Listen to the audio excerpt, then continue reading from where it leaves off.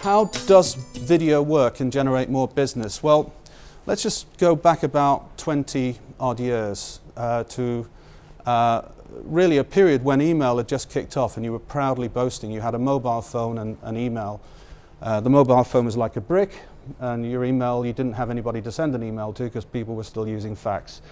Websites, still stuff that the universities and IBM were playing around with. I happened to be at IBM, so we were starting to sell the first ones.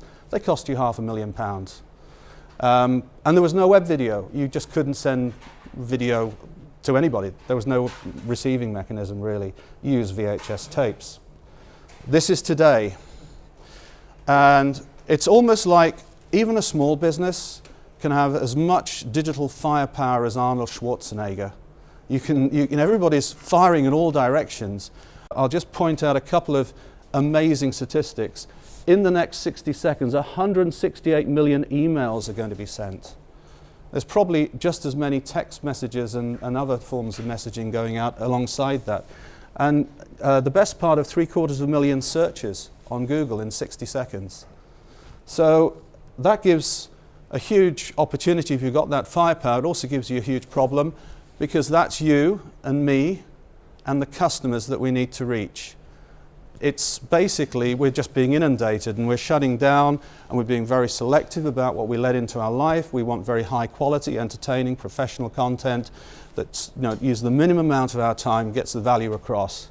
We don't really like all the spam and all of the stuff that tries to strong arm you. You're in control, you let a select brand in, and the audience really has far more power than ever before. Now, as an interesting fact, more than half the population is under the age of 30. There's a whole group of decision makers out there that you might be missing that are in charge of major projects, and they don't even like email, they like messaging. So there's a whole shift, but one thing they do like, and in fact even senior executives like, is video. And Forbes, every year they do a survey with Google and they come out with the most sort of compelling results. And this is what they're saying, is that executives now watch video online a lot more than they did a year ago. They prefer to watch the video than reading text. That's important because I work with people like Tata Communications, I work with small businesses.